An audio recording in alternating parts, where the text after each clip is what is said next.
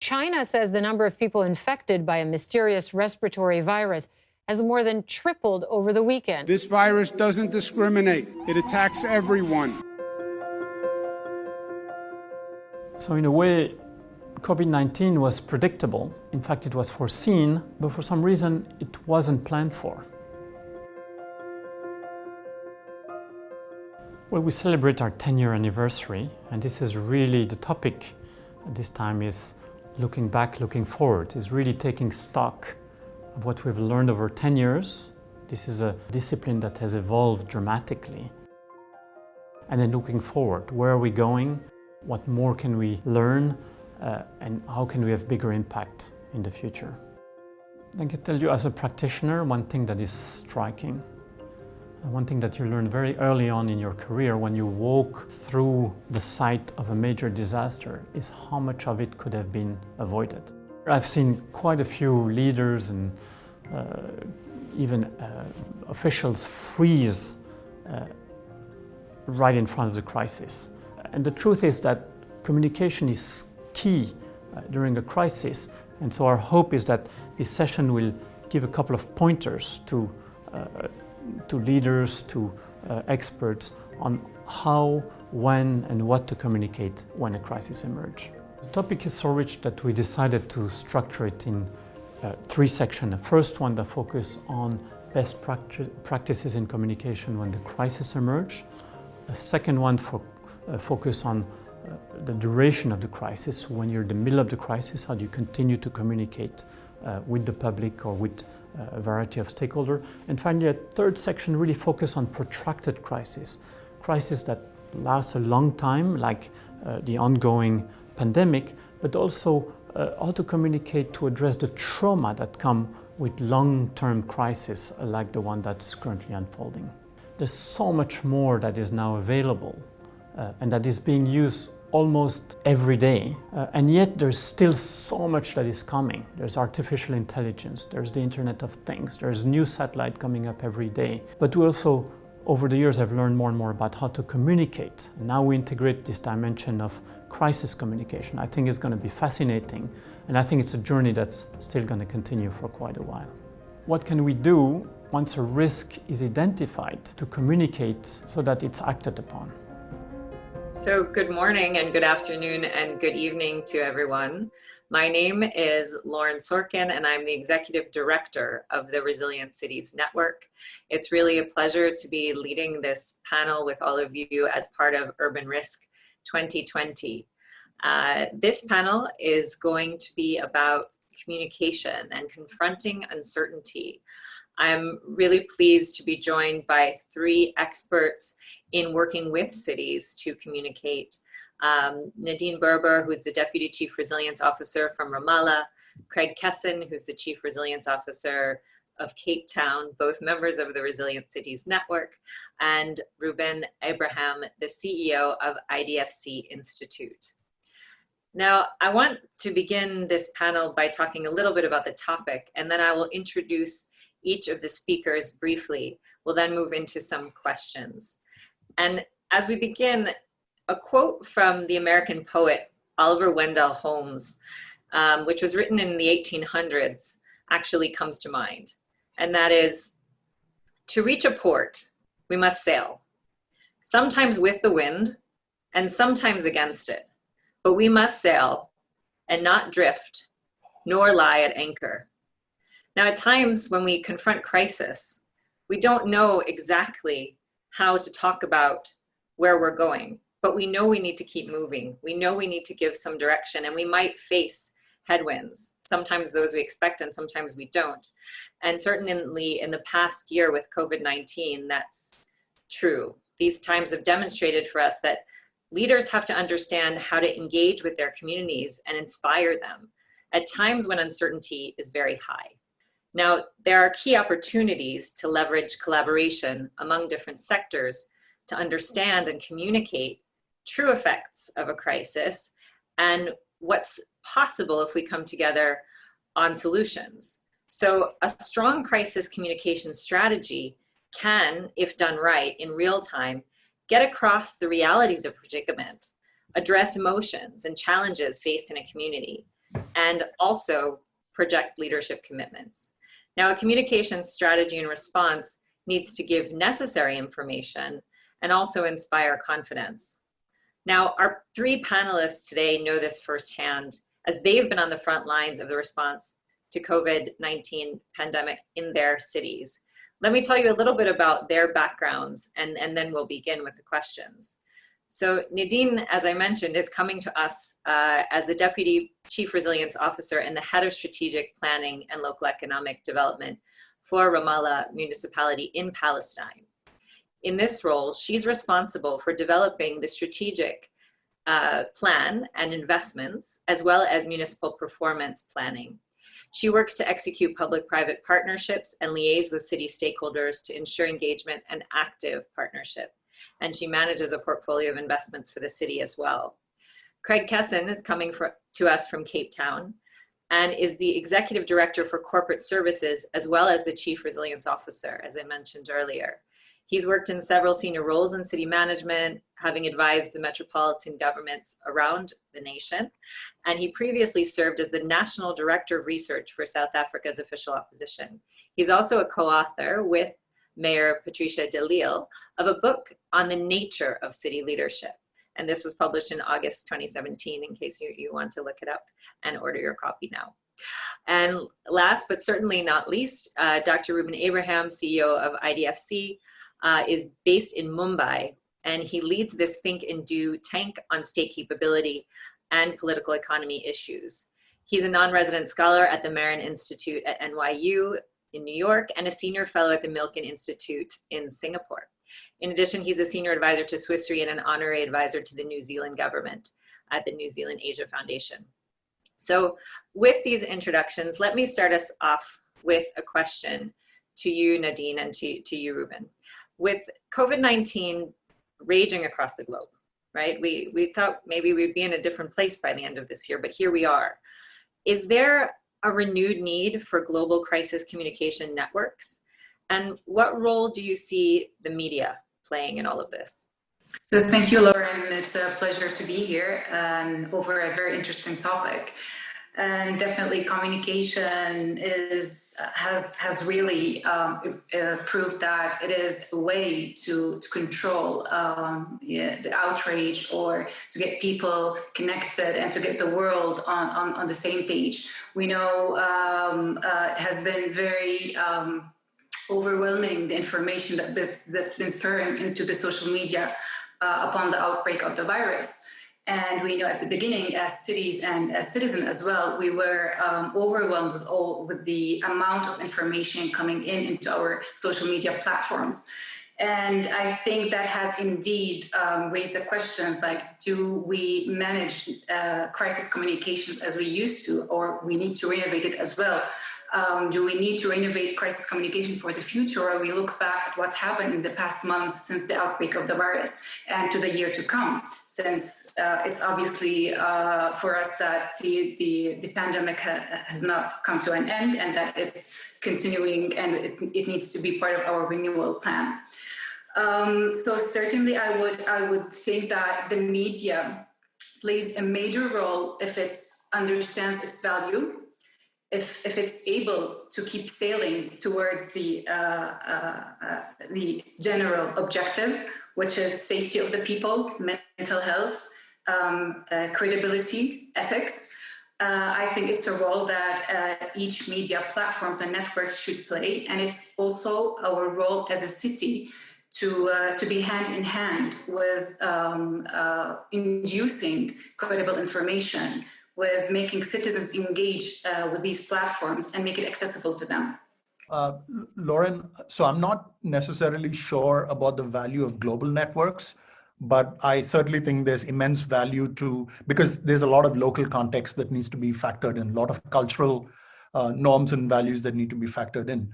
But I think there's some, sort of key issues that one can think of. For instance, don't downplay the threat.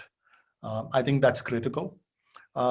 Eliminate contradictory signals. So where, various arms of the government are actually sending out contradictory signals. Be science-led. and evidence led. I think that's enormously useful as well. So, and simplicity of communication, because certainly in the Indian context, for instance, one of the things that you noticed was, now I've stopped keeping count, but there was a time when we were keeping count, and the government had issued something like 4,800 notifications that were COVID related. There is literally no way any human being can basically track that. I mean, even if you want to track it, you can't track it. And then most of these notifications tend to be in obtuse bureaucraties and in English, which again is not necessarily readily accessible to large numbers of people. But I think the important thing was really the fact that there were just so many notifications, and very often, they were contradicting each other. Now, the bureaucrats' response to that would be, we are basically finding ways to correct information that was put out in the past. So therefore, they correct what they have with a new notification. The problem is this seeds kind of confusion in the minds of people. And so I think some of these core principles are really what matter about contradictory signals, not downplaying the threat, and so on. And then some of these other issues. So I think with COVID, one of the big dangers, certainly early on, was that a lot of governments basically saw this purely as a health threat, not realizing the downstream effects of a pandemic, right? So supply chains will break down, you'll have law and order problems, all of those. I don't think those were necessarily fully understood, certainly in the early days, where most of it was just thought of as a healthcare issue. So even in that domain, and Nadine sort of touched on it. So one issue, for instance, that, and I still feel like people don't take very seriously, is mental health. What is the effect of a lockdown on people, right? We are fundamentally social animals. And specifically, what is the effect of a lockdown on children, right? Who are being basically denied all of their, routines are basically broken, schools are not functioning, so on and so forth. So I think there's a bunch of those things. And then related to that is the issue of fear and stigma, right? Which is, if people get afraid, and again, in multiple countries, there was this move to, if you test positive, then you're basically moved to a institutional quarantine center. The problem with that kind of approach is that prevents people from showing up for testing. Similarly, if people get afraid and people are stigmatized, no one's going to show up for testing. I think these are the sort of things that could have been addressed, in my opinion. So in your view, Ruben, it could have been a benefit of having a more coordinated network locally to communicate in local language, right? To remove stigma, to stick to the science, and to simplify the message. And perhaps in the context that you've experienced, consolidate some of those messages, right? Yeah. Less is more and clearer. Exactly. And you hit the magic word, which is coordination. I think the lack of coordination, and by the way, I don't necessarily have a ready answer to this question, which is, and this is much more of a problem in any federal system, right? Which is, which government's view should actually hold in the case of a pandemic, right? Yeah. And you see both sides of it. I mean, on the one hand, in the ideal world, in a public health crisis, you need as local of a response as possible. But then you also see in many environments, including the United States, where local governments have not been particularly responsible. So then what is the role of the federal government or the immediate government above the local government? So I think there's these tensions, especially in federal setups, that I think we need to seriously investigate and reflect on. Well, you hit on some interesting issues there. I mean, certainly two people who are operating in very complex circumstances, whether it be multiple languages. Craig, I mean, I need to come to you on this. How have you been working in terms of local communications tactics during the crisis to keep citizens informed, engaged, and also calm across, very different groups, languages, and contexts? And what kind of a communications team do you really need to do this work? Who needs to be involved in that? Thanks, Lauren. I mean, it's a really interesting question because the city that I work in, Cape Town, has a population of almost 5 million people, diverse language groups, backgrounds, and a very rich diversity. And so something that we learned in COVID-19 and also that we built on from previous experiences in managing other crises, such as the drought that hit our city a couple of years ago, is you need to tailor obviously different messages for different groups, but they must all be communicating the same thing or the same public health drive. So as an example, one of our biggest challenges was in trying to maintain a level of behavioral change in the city during COVID-19. We went through a period of a very hard lockdown that was instituted by our national government, and our provincial or regional government had to oblige, as did the city government. And one of the things that we had to try and maintain after the lockdown and after the circuit breaking effect, as the restrictions were being eased, was the impulse to maintain social distancing, public hygiene, and wearing a mask, which is regulated in South Africa. And one of the initiatives we came up with was called For the Love Of campaign.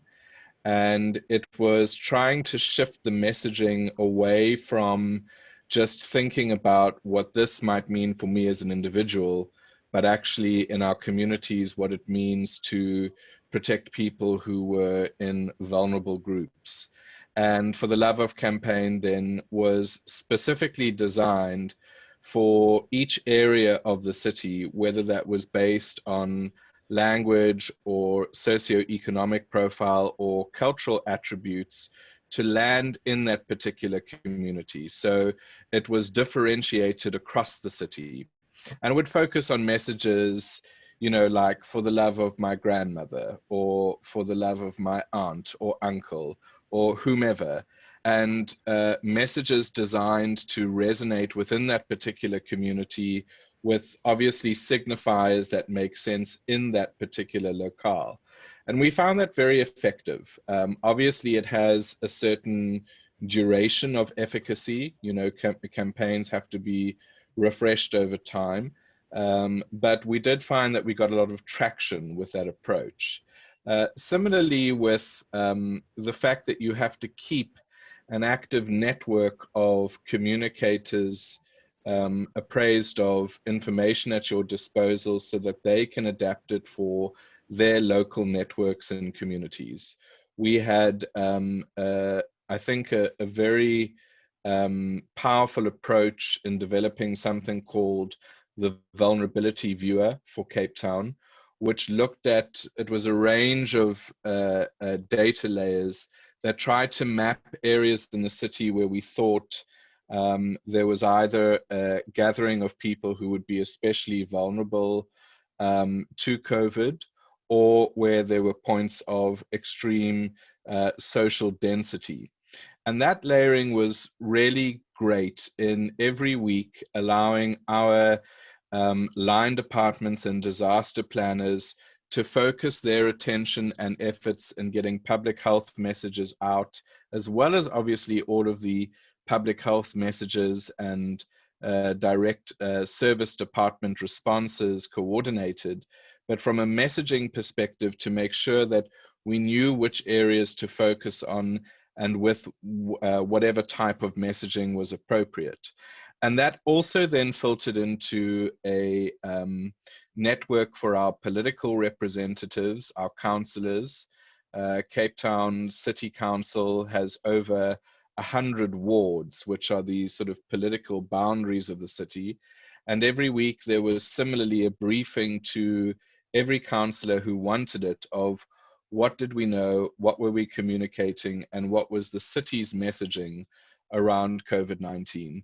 And I think that that speaks to your question, Lauren, about what do you need in place for effective communications? What does the team look like? I think that very clearly there has to be authority somewhere. There has to be a group of people who are empowered to make decisions, including communications decisions, and then that filters out to whatever your cascading network is. There needs to be, at least in the city where I work, a very strong cohesion between the political leadership of the city and the administrative leadership of the city. And that needs to filter back into their own networks and own structures of power.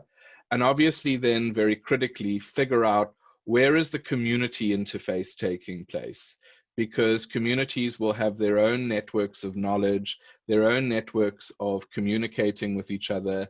And what you really have to do is tap into those networks and either feed them with your own information or receive back from them what is of concern, what is a priority, and what are they hearing on the ground. And that speaks to, just tying in with what Ruben was saying about stigma.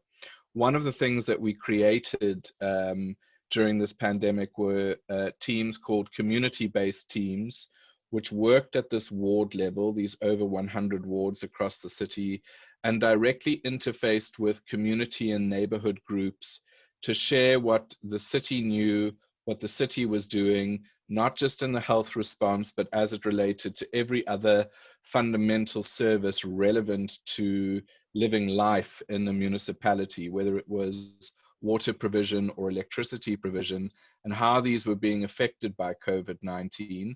And we were getting the feedback back from these communities via the community-based team structure.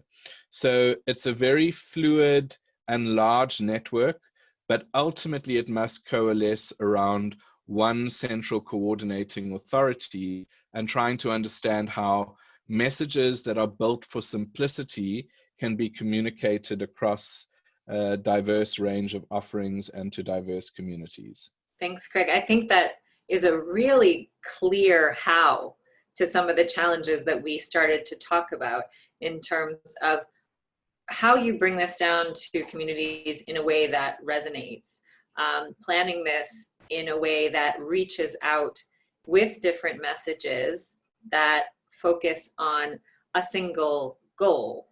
And I think you highlighted a couple of really important things there. One is structuring your team so that there is a centralized body who has the ability to make decisions, make clear communications decisions, lead those, and then get those out. And also a very stark reminder, right, that communication is not one way, especially not in today's day and age with social media and the internet, but that we can't only rely on those mediums. Actually, having those community-based teams that you spoke about ensures that the city understands what's coming up through various communities, and that you've then taken this additional data layer with the vulnerability viewer to ensure that you're looking out for where those trouble spots may be, and that you're listening in to those communities and attuned to their needs and their access to services just as much. And of course, I mean, how could you not love for the love of? I mean, what a fantastic and positive framing around a really difficult topic. And certainly as a daughter and also as a mother, I hope that the For the Love of Your Mother is an enduring inspiration, that it lasts more than a couple of weeks. So we'll have to follow up with you on the time on that and how long it's been working in Cape Town. But before we move away from that question, Nadine, you and I had a chance to talk about some of the work that you're doing in Ramallah with reaching communities, given their different kinds of preferences for how they receive information. So I wonder if you could have a take on that same question around local communications tactics that you've been employing in Palestine during the crisis. And what do the teams look like where you're operating?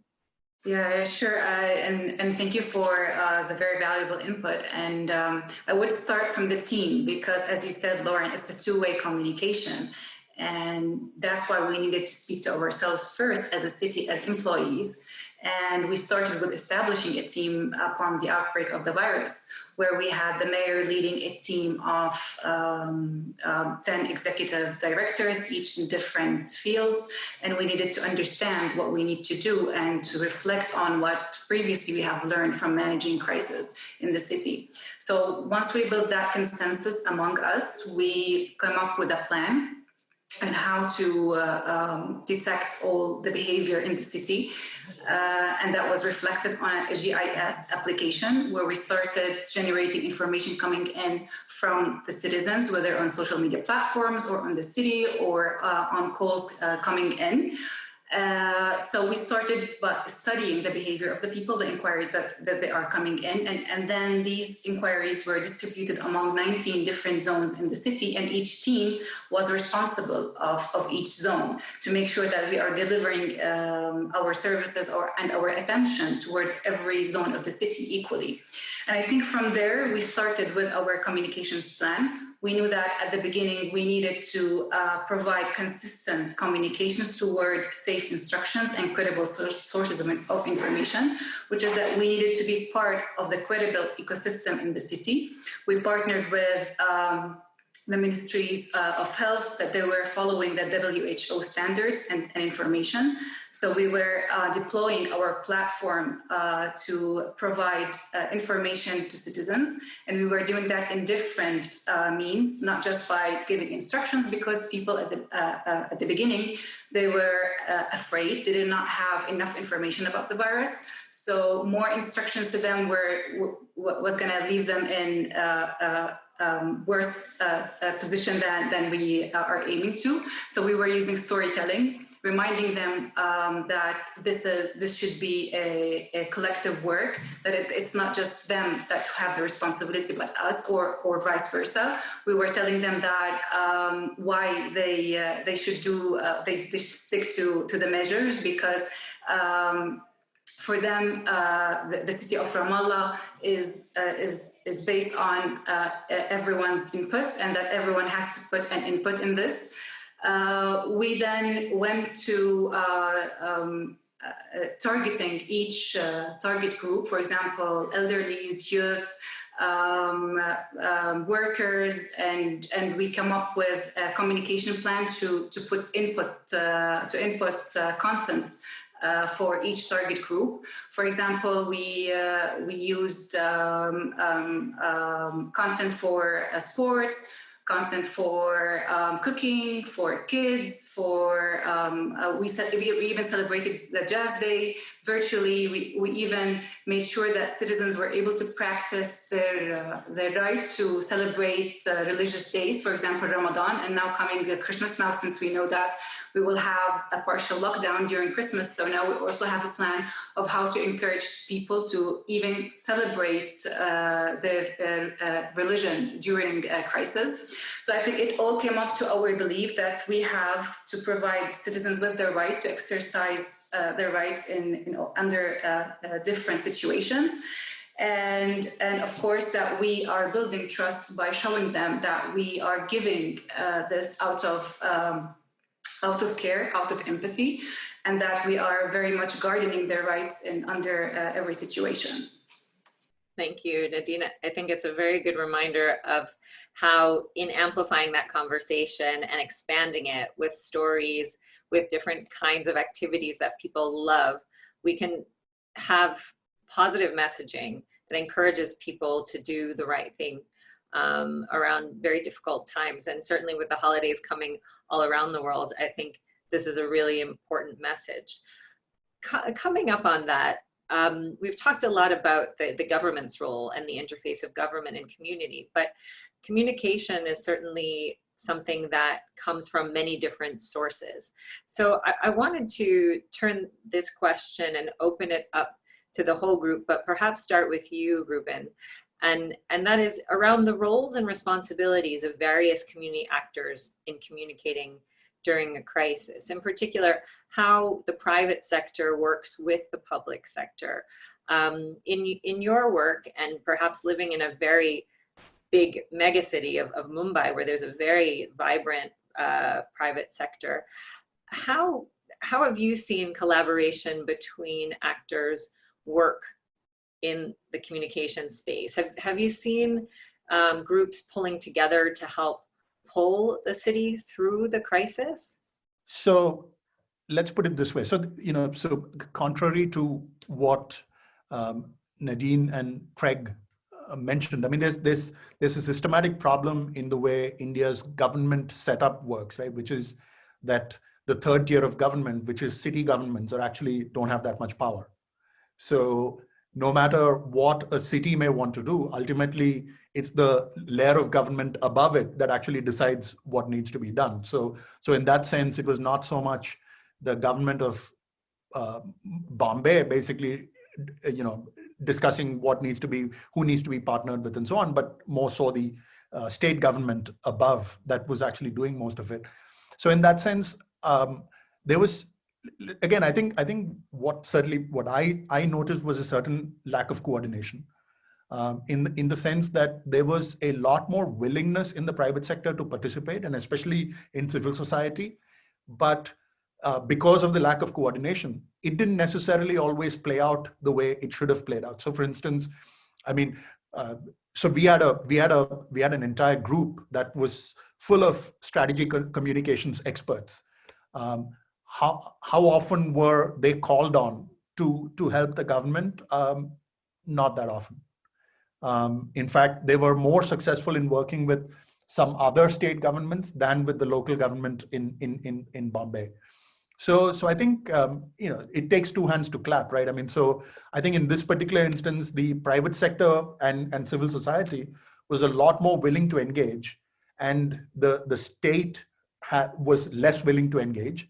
And now part of that, to be completely fair to the government, is also just a question of capacity. I mean, at the end of the day, if I'm facing a crisis of the nature of COVID, which is hitting you on every possible front, and you have limited state capability, it's not that easy for the state to engage with outside agents, number one. Number two, how do they know between one agent and another agent, right? I mean, so if there's 10 different people basically offering you support and communication, and I am the state, how do I choose between these 10 people at a time of crisis, right? And especially when I do not have the capability in the first place to evaluate these 10 agencies. So at that point, I basically, so I'm trying to see it from their perspective as well, which is in a constrained environment, it's easy to say private-public partnership and so on, but actually it's very tough to actually pull off. So I suspect that's what happened. But certainly, again, I go back to what I said earlier, which is I think there could have been a lot more of it. That's fair. That you need two hands to clap is a very striking image, certainly today. And perhaps by the time the holidays come, things will change, but I fear they may not. As an American citizen, watching the country prepare for the Thanksgiving holiday, and the uncertainty that will bring about whether it's really safe for people to be gathering, and many scientists and disease experts have advised that it's not. You need a clarity, and you need some leadership around what is the acceptable level of risk. And at the end of the day, that's what this entire topic comes down to. How do we communicate the appropriate level of risk that's tolerable, and then create the kinds of policies around it that keep people safe? Now, let's maybe turn to Craig and to Nadine on that topic. Have you seen that with the communication structures that you set up, that you could collaborate with the private sector, or was it not something that was as important in these months of COVID response? We do try and prioritize our engagement with external partners, including the private sector, for a range of reasons. One, they're key stakeholders for how we govern the city on a day-to-day basis. And so lines of communication always have to be open. But one thing where, the city of Cape Town is relatively fortunate is that a few years ago, we set up a dedicated department called Enterprise and Investment that has as one of its missions speaking to business at all levels of the market, and trying to create a solid two-way platform for accessing the city and city decision makers. I'm not claiming that always works perfectly, but there is that mechanism available. So The other complexity for us is that in as much as we have a formal business sector, as a developing world city, we also have a big informal business sector, and the dialogue has to be created with informal businesses as well. And again, we did have a dedicated approach to that, managed by the same department that facilitated community-based teams. And the logic was really, you know, the point I take is absolutely read and agreed to, that in a crisis, you are dealing with so many things, not only on a daily basis, but an hourly basis, that it can be difficult to navigate the conversation. So what we did in this particular instance is those representatives from those departments that have business outreach as part of their mandate joined our crisis management meetings, including where we were talking about messaging and city government approaches. And that also, by the way, ties in with our approaches with the provincial and national governments who, you know, certainly in the case of the latter, were the main drivers of the public health response, and the provincial government, the regional public health response as it manifested in every city in South Africa. And having them as part of our meetings, firstly, they could tell us immediately what business was talking about and what was of concern to them. But secondly, if there were questions that needed to be answered, and, you know, reasonable questions, not necessarily down to the level of an individual business, but what they were hearing from their engagements, we could address them in those strategy sessions. And there would actually be a dedicated slot to getting that view from the representatives dealing with the formal and informal marketplace. And why that was so important was obviously not only to get our message across practically, like, for example, what do you need to do in order to make your business place safe for workers or safe for employees, where we could assist in that, and where business groupings needed our assistance or needed advice on public health and safety conditions, which was not across the board, but certainly did manifest in some instances. But secondly, what was it that we needed to understand about the implementation of national regulations as they were manifesting in the city, and how they were affecting businesses? What were their pressure points? What could we do, and what could our departments do? And that was really important for the risk-based approach that South Africa followed, where we went through different levels of lockdown and easing of restrictions. And as we sort of cascaded downwards, there had to be a concomitant reaction of what do we do and how do we adapt to have, you know, safety in public events or public gatherings or dining outside, whatever that may be. And that really had to be a very interactive experience with both the formal and informal business community. So I do think that this is a feature of dedicating someone or some responsibility or department to nurturing that particular set of stakeholders. And of course, I'm speaking from a city perspective. Obviously, in our city, there are myriad private groupings and networks in both the informal and formal business spaces, but you do consciously have to know who is your bridge and go-to person or people that can bring those perspectives back into your decision making.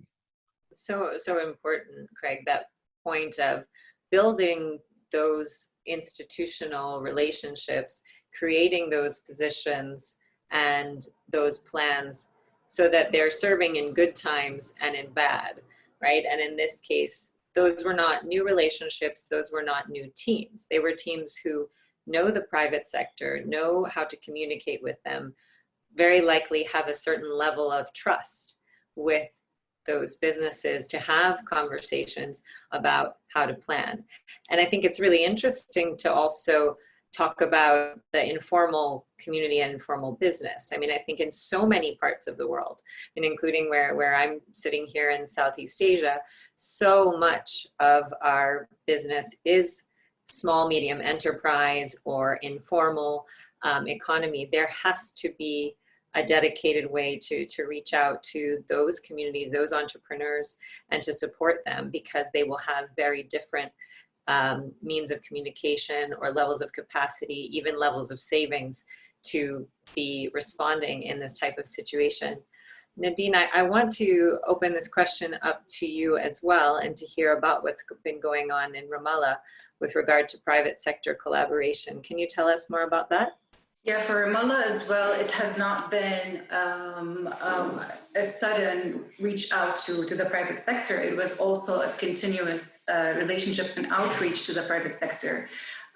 We have also a department that follows up on the relations with the private sector in terms on executing public-private partnerships. And we have like a portfolio of potential and interested partners from the private sector. What we needed to do at the beginning is to recheck with them about their availability, their priorities now after the lockdown and the economic situation that has been affected in Palestine. So we also have been discussing with them on a brainstorming sessions on what are our priorities, how we can collaborate, how we can restart our economy, and just restarting conversations, make them feel engaged, and also for them to know what are the priorities now and how they should think together with us. So I guess it is very important for each partner to understand their role and to know the priorities of one another. So now then we can match needs to resources, because now with the economic situation, we have minimal resources and then we have lots of needs compiling. So it is very important for everyone to know what are their capacities, where they can feed in, and for us to be facilitators between these needs and resources. So I guess that was and is majorly our role, is matching the needs and resources, and also for us to engage the community in this conversation. For example, now we are on the set to announce our annual plan for the next year. And after these conversations that we've done with the partners, especially with the private sector, we will also discuss this plan with the local community. So we will invite them virtually, of course, on a meeting to discuss what will be our renewal plan for next year, and also hear from them if these matches their needs. Of course, we have done some analysis at the beginning, the behavior of the people, their needs, the job loss and all that, and we try to put that in a plan, but this plan also needs to be consolidated with them. So I guess it's not only the private sector, it's also the local community who could match the needs with us. And just recently, we also have given a priority within the city to develop the first business center in Ramallah, which will be dedicated for entrepreneurs and SMEs who were mostly affected by the closure and the economic outflow of the pandemic. So we will be targeting entrepreneurs, especially women and youth who lost their job or the venue of their job. And we will dedicate a center at the heart of the city that will be for co-working spaces, offices, provide them with a social, professional environment and events within this business center. So I guess step by step, we are trying to understand these needs, analyze them, and try to match them. That's fantastic, because you remind us that when those channels of communication are open, in fact, then you can design solutions that go way beyond the communication space, right? But that help respond to the economic challenges that the city might be facing in the crisis. So we have only a few minutes left of the panel. Time has flown by. And I want to ask each of the panelists a final question, and I'm going to ask you to phrase your response in terms of your top advice or top strategy. And this is something that probably each and every one of the practitioners who will be listening in has had to deal with in one way or another. And that is, how do you manage misinformation or poor information? What is your top recommendation or strategy that you would advise those listening in? If you're confronted with that kind of situation, what would you recommend to a policymaker or to your colleague in government in terms of responding and setting the record straight? Ruben, can I start with you? So, my own view on this is, certainly in these kind of contexts, misinformation flows when there's a vacuum. And I think to a large extent, the reason why there's misinformation is because the people whose responsibility is to communicate on a regular basis aren't doing it. And it's because they don't do it is where, you basically have that particular problem. So I think, establishing trust is hugely important. And trust can be established by reaching out to religious leaders, community leaders, political opposition, health professionals, business, and then updating the media regularly to counter fake news. I think it really, really matters. And also, certainly from the government, share information regularly and widely. I think that helps immensely as well. So in my opinion, the fake news problem, certainly in the context of crisis, really comes about when there isn't enough of the right kind of information out there. So that's number one. Number two, and this is a live thing that we're all going to face now as the vaccines get rolled out, because it's very important for governments to get ahead of this issue now, because there's going to be any number of people who are going to spread disinformation about vaccines. And here again, I think the role of the media is extremely important. So for instance, there is a British Medical Journal study that came out yesterday, which seemed to suggest that the mRNA vaccines could potentially trigger an autoimmune response. Now, I think that's precisely the sort of story that the media has to be very careful about reporting, because it's a science-based story, right? I mean, there's plenty of nuance there, and all of that nuance may not necessarily translate into a news story.